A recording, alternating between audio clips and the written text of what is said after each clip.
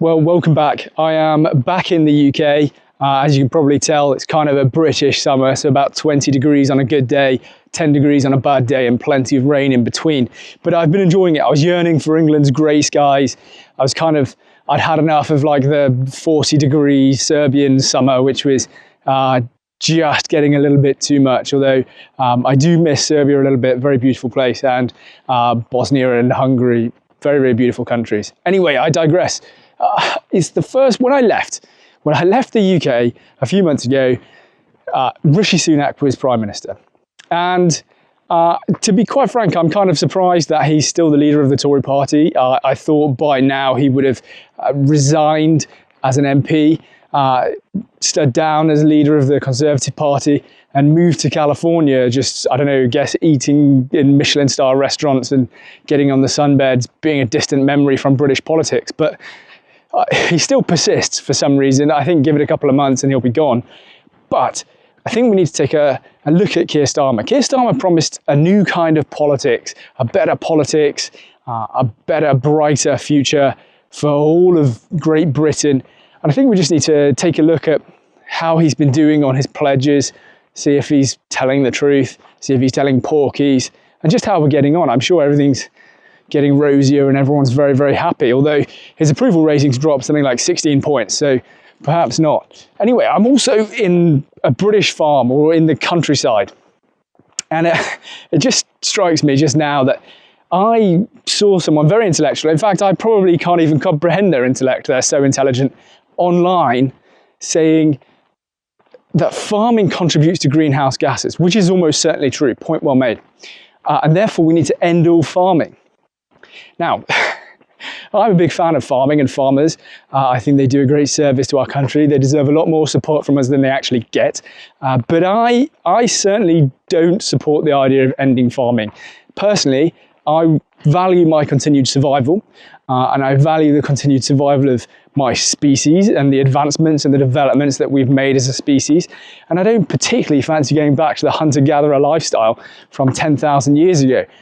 But who am I? I probably am just missing something. I probably can't comprehend something that's going on there about why, I guess, like the new sort of woke classes have turned on farmers of all people. Strikes me as very, very bizarre. But I guess, anything on the altar of net zero, I think some of these people genuinely would rather that humanity didn't exist, just to reduce climate change. And look, I'm not big into climate change discussions and topics either way. I don't know. I remember growing up as a kid. By now, London should be completely underwater, but it's not, which is fascinating. The oil should have run out about 25 years ago, but it seems that we just keep finding more of it. So much so that now we've got Just Stop Oil saying, oh, please stop drilling more oil, because I thought all oil was meant to run out. It's all very, very bizarre. So I think there's just sort of these manufactured crises over time to kind of suck you in and draw you in and keep the lefties busy with something. Meanwhile, everything else can go to sort of hell in a handbasket. Anyway, I'm rambling a little bit. Right, let's take a look at Keir Starmer. Let's mark his homework. Let's see how he's getting on. Let's see how the country's getting on. And like I say, I'm sure everyone's much happier. Everything's going smoothly. And, thank God for a Labour government. Now, one of the first things I want to talk about are the riots. Clearly, there was a period of civil unrest, rioting, riotous behaviour, raucous behaviour, whatever you want to call it. And that was kind of Keir Starmer's first big challenge, I guess. I'm not talking about the Harehill riots, which actually came first, because, that didn't really get the same sort of media attention, although I suppose it fizzled out a little bit quicker. But looking at how Keir Starmer handled the riots, I think is crucial. And on the face of it, you could say, well, he's done rather a good job, right? I mean, the riots were pretty much quelled and suppressed within a few days. They haven't happened again since. So happy days, Keir Starmer gets an A-star? I don't think it's that simple. And here's why. You could have probably quelled the riots even faster if you just had like a shoot on sight order for rioters, right? Which obviously would be horrific, and we would never condone that here in the UK. But the point that I'm trying to make is that we have to look at the methods that were used in order to I guess, suppress the people and whether the underlying issues were actually captured, understood, rectified, which of course they haven't been, and I've made other videos about that. But the methods that were used, I think, were not that surprising when you consider that Keir Starmer was the Director of Public Prosecutions, right? He was a barrister, a criminal barrister. Everything he understands is using the legal system, and he used it very effectively to kind of suppress the uprising. And look, I've said it in many videos, but I will say it again, and kind of as a disclaimer, but also because I believe it, the riotous behaviour was completely unacceptable. I'm not excusing any of that. But I also think what's inexcusable is the way that some of these people have been treated and dealt with, purely because I think the political class were panicking quite a lot.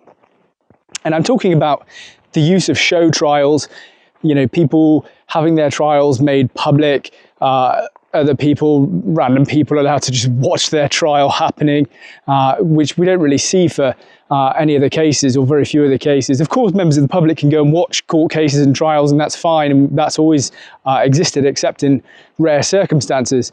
But to have them sort of publicised and televised is the word I'm really looking for, is bizarre. But also, I think what's really crucial, what's beyond that, is the punishments that have been given are, in my opinion, for some of these people, really excessive. Now, look, if you're smashing in the window of a shop and stealing things, then you deserve, you know, the full punishment that the law gives you. It just depends what it is. If it's like 30 years in prison, then you probably don't deserve that. But if we're talking a few years in prison, then look, you've brought that on yourself, and you have no political aim anyway. You're just out there because you want some free pasties or some free crocs. So my sympathy for you is non-existent. I was going to say small, but it's not. It's non-existent. But look, for some of these people, I know I've spoken about Steve Mayland before, you know, gesticulating and shouting at the police, so giving them the finger, telling them to F off, and he gets 26 months in prison. That's just inexcusable to me. Another case happened recently. I think her name was Deanna Evans. She was filming the riots, and she was shouting at the police. She was shouting, "We want our country back," okay, which is hardly the most offensive thing. I'm sure she's probably shouted some other offensive things. But look, it's very clear in the article I read that she didn't throw any missiles or engage the police physically. She didn't say anything racist. Well, I don't think so, because it would have been mentioned. So really, we are talking about a woman who filmed the riots, uploaded it to social media, and was shouting at the police. So she was like more than a bystander. She was an active participant in, I guess, some minor level of hostility. But 20 months in prison is what she got, and that just seems ludicrous to me. I mean, so look, if you're just on the face of it, if you're thinking, well, were the riots suppressed quickly? Yes, therefore Keir Starmer gets a good grade on his homework, fine. But I think that's really naive. I think that's far too simplistic. And the methods used, in my opinion, were just overbearing. And quite frankly, I think they were unacceptable, you know, to go that far and to push it that far. And you've got to remember as well, a few months ago, many of you will have seen this in the news. I was certainly reading articles about it. Prison spaces, there were none, okay? Prisons were overcrowding, we're at 110% capacity. I don't quite know how that works, whether that means you've got 3 people in a cell rather than 2 or what. But the point is, prisons were totally full. So in order to make space for all of these, you know, far-right thugs, rioters that were immediately going to be put in prison very, very quickly to send a message and clamp down on everything, we had to create some free prison spaces. Now, that was done effectively, and you can look into this. I'll put the article, not the article, the like the publication, I'll put it in the description. But effectively it was done by releasing people early, but with some caveats. So if you'd committed like a serious violent offence or a sexual offence, and you'd been given over 4 years custodial sentence, then you wouldn't be eligible for early release to make way for the rioters. However, if you'd been sentenced to less than 4 years, then you were eligible. Not like automatically eligible. I think it would probably go to a parole board. I don't really know, don't really understand everything about it. But the point is, we were releasing people who'd committed violent acts had been sentenced to less than 4 years in order to make space for protesters, rioters, whatever, call them rioters then, even the worst of the worst, rioters in many cases are not as bad as some of the people who are being released early to make space for those rioters. That's just how I see it. It's hard to go into the details of every case and say, well, this doesn't look right and this looks dodgy or whatever. It's not that simple. But the point is, it's not like we've got loads and loads of space. I even saw an article recently saying that we're going to start potentially housing British criminals in Estonian prisons because we have no prison space. And the Estonians are obviously all up for it because naturally, as we're British, we'll massively overpay for this privilege and this service. The same way we do for NHS contracts and defence contracts, we'll just pay an absolute fortune. And whoever's the middleman in the government making this deal will end up with some cushy job in the private sector 3 years later. Which is frustrating. Anyway, so what does that all boil down to? It boils down to Keir Starmer getting, I would say, an F. I guess results these days are like grades 1 to 9 rather than A, B, C, D, E, F, but it's either an F or a 0. Not good, really not good. Not the right way, in my opinion, to deal with these sort of issues. And yes, obviously rioters need to go to prison, I understand that. Particularly those who've committed very serious offences. Some who've committed not serious offences, like shouting at the police, could probably get a suspended sentence or even a caution, frankly.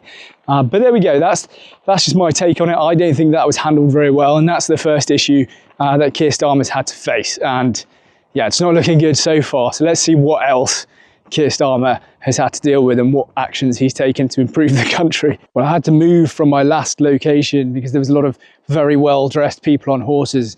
I don't know if it was a hunt or if they were just going for a hack or what it was, but that's the British countryside for you, so there you go.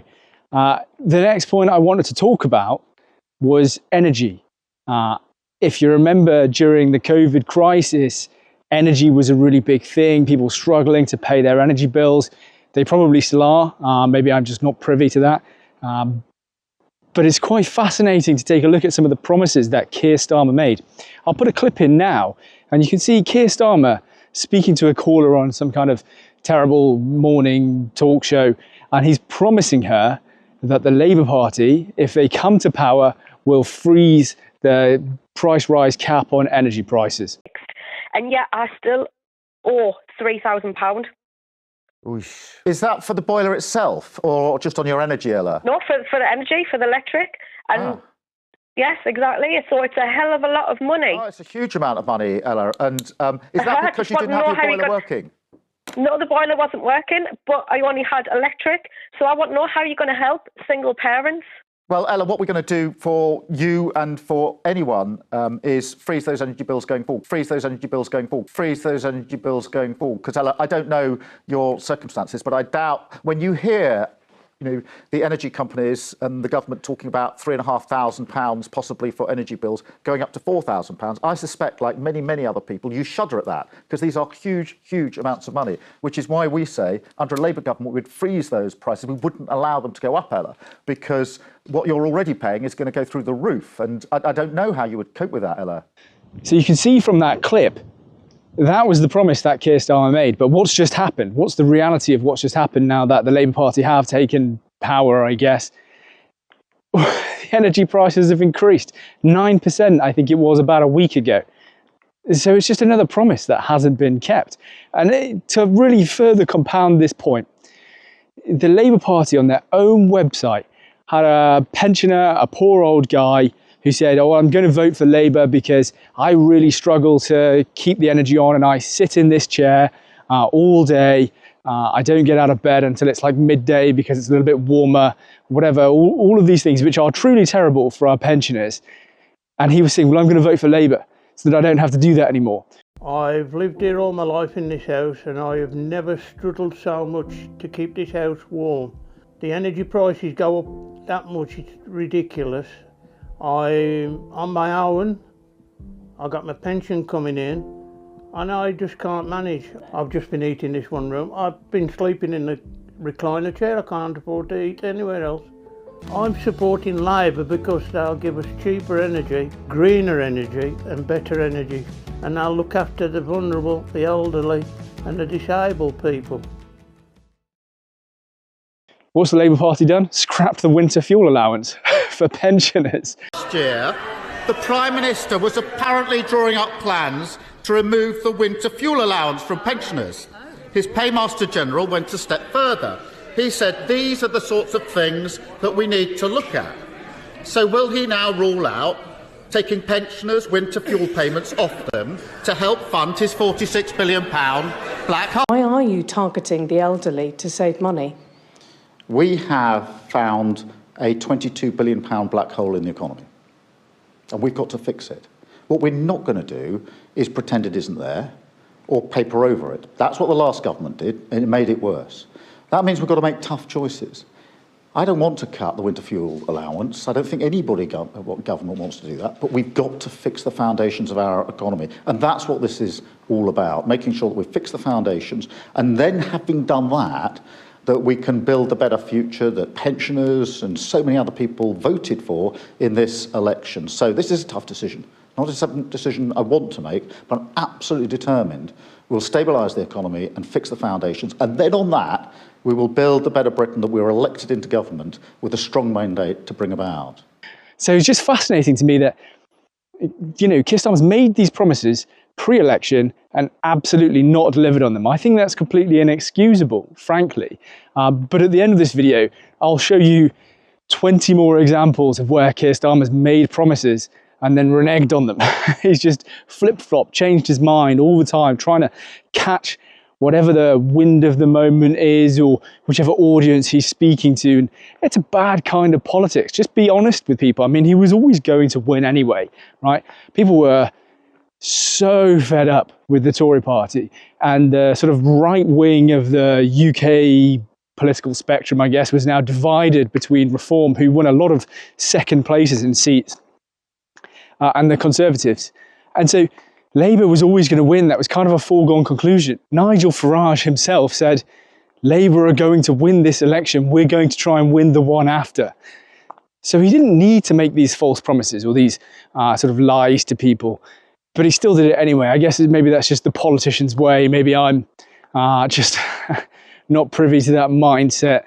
I guess I don't get barraged with questions all day about policy, trying to appease every different side of a crowd. I get it, but you just can't do that. And when you're in such a position of strength, you also don't need to do that. So Keir Starmer, we're going to give you an F for your policies on energy. Not necessarily because the policies are wrong. That's a topic for another video. But just because of how you misled people. So Keir Starmer, an F for your energy policies. Now, another topic I want to talk about is something that hasn't been introduced yet, I don't think. They'd have to pass a bill through Parliament, but nobody's going to defy the whip on a topic like this, and it's tighter regulations on smoking. Particularly things like not being allowed for it to be illegal for you to smoke a cigarette in a pub garden, for example.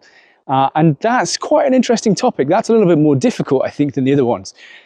On the one hand, you know, would it be good if fewer people smoked? Yes, I'm sure smokers will admit they would rather not be addicted to nicotine and to cigarettes. They would prefer not to smoke, but they enjoy it, and so they continue to do it. But at the same time, I think people who aren't doing any harm to other people should more or less just be left alone. And I know what you're thinking. You're thinking, well, they are doing harm to other people because the NHS has to pick up the tab. And there's some truth to that.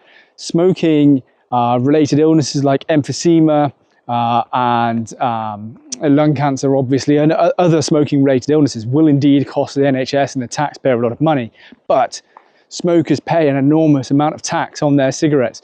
Go to Bosnia, you can buy a pack of 20 cigarettes for about £2. Okay, we are paying an extortionate amount of tax on cigarettes. We really, really are. Not me, I don't smoke, so I'm neutral in this battle, I suppose. Except I think, as I said, people should be able to do with their own time and with their own bodies, as long as they're not really significantly harming other people, to do whatever they want. When I say significantly harming, what I mean is like directly harming. Like if you're blowing smoke in someone's face, yeah, that's, but I think everyone, even smokers would say, well, that's not acceptable behavior and I wouldn't do that, so it's fine. So I think, yeah, tricky topic. tricky topic. I think it's bad. I don't think we should be encroaching on individuals' lives more and more. We already banned smoking from public places. I had a similar thing. So when I was in the army, all MOD military establishments now, you're not allowed to smoke in. You're only allowed to smoke on an MOD establishment if it's right outside where you live. And it's a bit of a nightmare, actually, because you end up with soldiers either sneaking off to little crevices to have their cigarette. And I'm not just talking about like the lads, you know, like the privates and the lance corporals. I'm talking about late entry officer captains and majors, all sneaking off to these tiny little places to go and have their cigarettes to get their little fix of nicotine. Or alternatively, people do abide by the rules and they have to leave their workplace, walk like 15-20 minutes or drive their car back to where they live so they can go and have a cigarette. This even applies to all defence training establishments. So if you're out on exercise on Salisbury Plain, for example, you're not allowed to smoke there.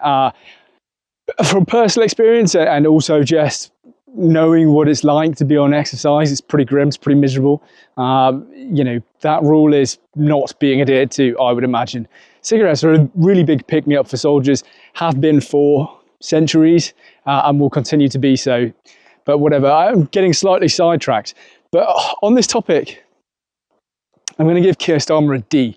I think he's trying to save lives, probably, but he's also interfering in the most minute way, trying to fix what is really now, smoking's on the decline, what is really a minor problem when there are much larger problems at hand. I mean, you have people selling disposable vapes to children, for example. I mean, pick up on that and you might win a bit more support, I think, than you know, trying to hammer out people who are smoking. And also think about who this is targeted at.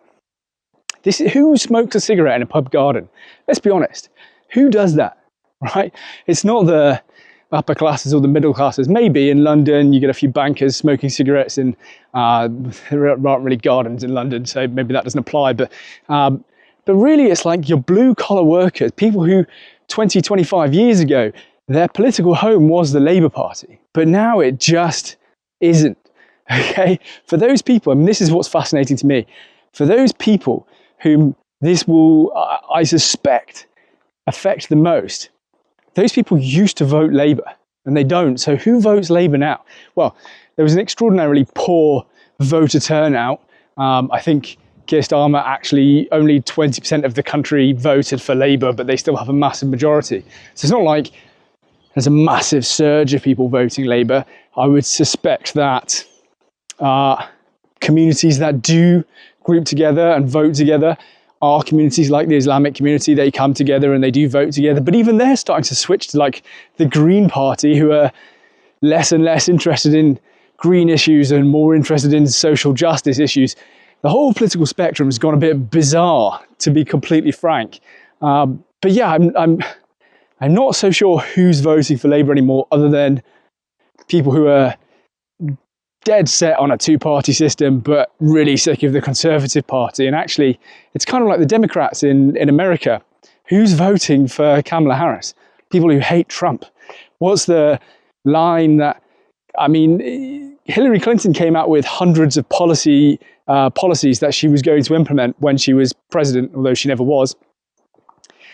But the current Democrat line seems to be either vote for us, vote for Kamala Harris, or you'll get Donald Trump. And it seems like that's what happened in the UK. It was like, either vote for Labour, vote for Keir Starmer, or you will get another 5 years of the Conservatives in power, which understandably for a lot of people was completely unpalatable. It just wasn't an option.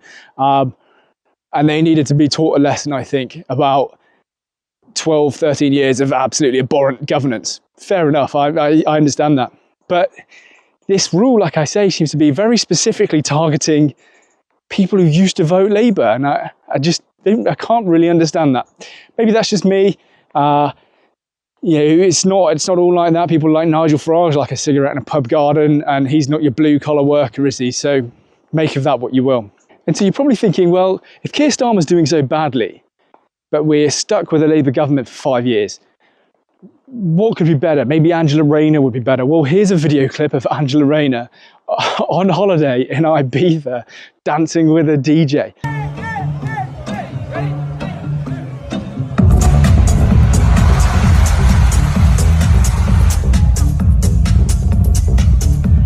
So bizarre, so bizarre. You are the Deputy Prime Minister of Great Britain, and it's just such a stark contrast and image from Keir Starmer, who's this barrister, who's, you know, a very serious individual.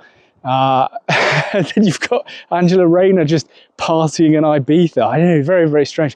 And I've got no doubt that that sort of laissez-faire attitude, that, you know, getting down on the decks with the DJ will probably appeal to some people, and they'll be like, oh yeah, she's a human. Okay, sure, she's a human, and of course she is, and if she wants to dance with the DJ, it's fine, but she's also the Deputy Prime Minister of Great Britain, and she's a, 50-year-old woman. I have a little bit of respect for Angela Rayner. You know, she was a nurse for a very long time, but politically I have no respect for her. I just have respect for some of her past achievements, really, and her service to her country. Politically, I actually take that back. I have no respect for her. So there we go. Very, very bizarre. Now, I promised that at the end of this video, there would be several more examples of Keir Starmer flip-flopping and reneging on promises. And I intend to keep to that promise. Oh, look, there's a car coming. How often do you see cars on little tracks in the British countryside? So rare. And of course, it is a Range Rover, which is what you would expect. Anyway, as this comes past and this individual wonders what on earth is going on, for which I am sympathetic, I'll play this video and you can see Keir Starmer just flip-flopping, changing his mind, you know, sometimes within a matter of weeks or months. And just, you know, he says, like, with a party of seriousness, we'll get back to an ordinary, better politics. But it's just whichever way the wind blows, like this, today we're going this way. And then today we're going this way. That's Keir Starmer for you. And so I have very little respect for it. Personally, I miss the days. I mean, look, I don't like Jeremy Corbyn. He wanted to get rid of the military and have a kind of defence force and like get out of NATO. And in fact, I intensely dislike Jeremy Corbyn for his politics. But there's only one thing that I like Jeremy Corbyn for, is that he had some principles and he stuck by them. You knew what he was about, it's just that what he was about was abhorrent. And I'd quite like to get back to that politics, not Jeremy Corbyn politics, because that was atrocious. And to be honest, for me, I think he's a bit of a terrorist sympathiser, particularly with like Hamas and things like that, who he referred to as his friends. Pre-October 7th, of course, but nevertheless, you know, not a good egg, not a good look. Glad he's not a prime minister, but at least he had principles. You knew what he stood for. He would be unwavering in those principles. But now we just have, like, everyone's just trying to be populist, but all the time, constant flip-flopping. Even Boris Johnson, who so many people loved and revered, wrote 2 articles for the Telegraph about one was pro-Brexit and one was anti-Brexit. And he wasn't sure which way he was going to go. I think he was just seeing which way the wind blew, as I say, and then he picked that. Is that a second car? No, not coming this way. Anyway, look, I'm going to end the video. Traffic's really, really busy. I don't want to get run over. So, yeah, it's been a pleasure. And I just thought I'd chew the fat on Keir Starmer and the Starmerist regime here in the UK. Oh, a tractor. That's what we like to see. Right, peace out. I want to pay tribute to Jeremy Corbyn, who's a friend as well as a colleague. You wouldn't call Jeremy Corbyn a friend? No. We have to make the case for freedom of movement. We don't want open borders. Freedom of movement has gone and it's not coming back. Cutting off power, cutting off water, Keir? Well, I think that Israel does have that right. I was not saying that Israel had the right to cut off water, food, fuel or medicine. Wounded by the media, the Sun in this city, a hurt for this city. And I certainly won't be giving any interviews to the Sun during the course of this campaign. Did you write an article for some newspaper the other day? Surely that's not going to gain you any support across the Northwest. Would you write for them again, Sir Keir? I would do, yeah. Can you guarantee that under your leadership, the 2019 Labour commitments to nationalise water, energy, rail, the Royal Mail, they'll all be in Labour's next election manifesto? I've made that commitment. Will you nationalise the big 6 energy companies, yes or no? No. No, you will not. By the Home Secretary was the wrong decision, and I think it was a rushed decision. In 2019, you said stripping her of her British citizenship was the wrong decision. She's lost her appeal to regain it. Should she be allowed to appeal again? Should she be allowed back here in order to face justice in the UK? I think the court decision yesterday is the right decision. The Labour Party in opposition needs to be the Labour Party in power. And a government doesn't go on picket lines. A government tries to resolve disputes. I'm really pleased to be here this morning supporting the staff at McDonald's who are on strike. Air quality, climate change is the issue of our time, and as the Extinction Rebellion protest showed us this week, the next generation are not going to forgive us if we don't take action. I think they're wrong. I think their action is wrong.